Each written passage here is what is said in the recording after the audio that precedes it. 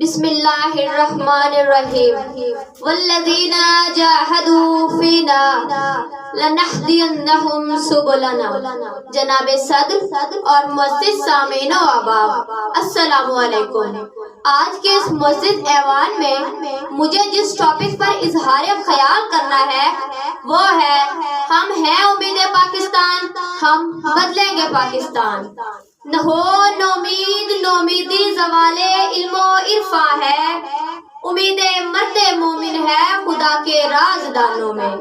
یہ امر یقیناً درست ہے کہ اگر قوم کو ان نوجوانوں نونہالوں سے امیدیں نہیں ہوں گی تو اور کس سے ہوں گی؟ اور اگر یہی بچے شگفتہ چہرے ملت کے درد کا مداوا نہیں ہوں گے تو اور کون ہوگا؟ جناب صدر، یہی وہ شاداب گل ہیں جو چمن ملت کو رشک جنا بنائیں گے۔ ہاں مجھے کہنے دیجئے کہ یہی وہ چمکتے بلبل ہیں جن کی مترنم آواز میں گائے گئے نغمے پوری ملت اسلامیہ کے لیے راحت کا سما فراہم کریں گے۔ میرے خیال میں آپ ان بچوں اور میرے ہم عمر ساتھیوں کو یہ یاد دلانا چاہتے ہیں کہ تمہیں تو شاہین اقبال ہو، تمہیں تو نشان منزل ہو، تمہیں تو میر کارواں ہو اور تمہیں تو امنگ قوم ہو، کیونکہ ہماری امنگوں کی تصویر تم ہو، آنے والے زمانے کی تقدیر تم ہو، دے رہی ہے صدائیں تمہیں زندگی، آسمانوں کو چھونا ہے تو نے ابھی، بڑھ کے منزل اسی کو پکارے، اپنی تقدیر خود جو سنوارے، کامیابی ہمیشہ اسی کے قدم چومتی ہے، کامیابی ہمیشہ اسی کے قدم چومتی ہے۔ اے عظیم مسلم قوم کے جوانوں، بیٹوں اور بیٹیوں، اپنی عظمت حقہ کو پہچانو جس کا اشارہ قرآن مجید نے یوں دیا، وَجَعَلْنَا لِلْمُتَّقِينَ إِمَامًا۔ تمہارا کام مردار دنیا کا غلام نہیں بلکہ تمہارا منصب دنیا کی امامت کرنا ہے، جس کو مصور پاکستان علامہ محمد اقبال نے یوں بیان فرمایا، سبق پڑھ پھر صداقت کا، عدالت کا، شجاعت کا، لیا جائے گا تجھ سے کام دنیا کی امامت کا۔ ہر فرد ہے ملت کے مقدر کا ستارہ، کا مرکز و محور بھی تم ہو۔ صدر علی وقار، نوجوان اگر کسی نظریہ کو مقصد حیات بنا لے اور اس پر کوئی دھن سوار ہو جائے تو پھر وہ سود و زیادت چکر میں نہیں پڑتا اور کوئی اندیشہ اس کی راہ میں رکاوٹ نہیں بنتا۔ اسی وجہ سے ان کو انقلابوں کا معمار سمجھا جاتا ہے۔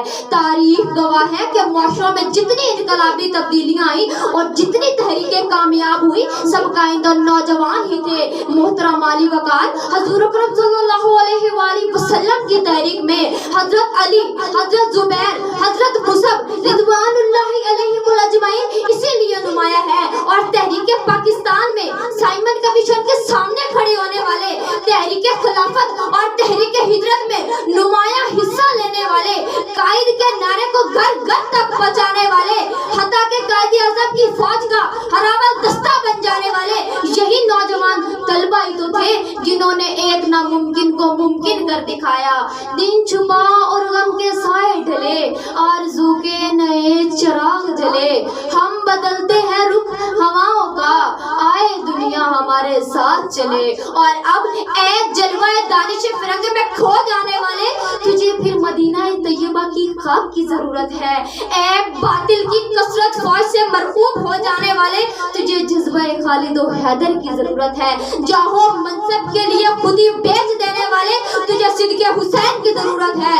اور اگر تو نے اپنے آپ کو بدل لیا اور اپنی عظمت رفتہ کو پا لیا اور سچا نظریاتی مستقبل اسٹوڈنٹ بن گیا تو یاد رکھنا کہ تیرا مستقبل اوج ثریا کو چھو سکتا ہے، سکلاف پہاڑوں کو سونا اگلنے پر مجبور کر سکتا ہے، چٹیل میدانوں کو فردوس بری بنا سکتا ہے، بنجر زمینوں کو گل و گلزار کر سکتا ہے، غلام پاکستان کو آزاد پاکستان بنا سکتا ہے، کانٹوں کو پھول، مٹی کو سونا، دلدل کو کھلیان، پتھر کو موم، ریت کو شیشہ، طوفان کو نسیم بہار، باد مسموم کو شمیم جاں فضا زہر سے دریات اور خاک سے فولادے ناب بنا سکتا ہے۔ جی ہاں، بقول علامہ محمد اقبال، تو اپنی خودی کو کھو چکا ہے، کھوئی ہوئی شے کی جستجو کر، بے ذوق نہیں اگرچہ فطرت، بے ذوق نہیں اگرچہ فطرت، جو اس سے نہ ہو سکا وہ تو کر۔ السلام۔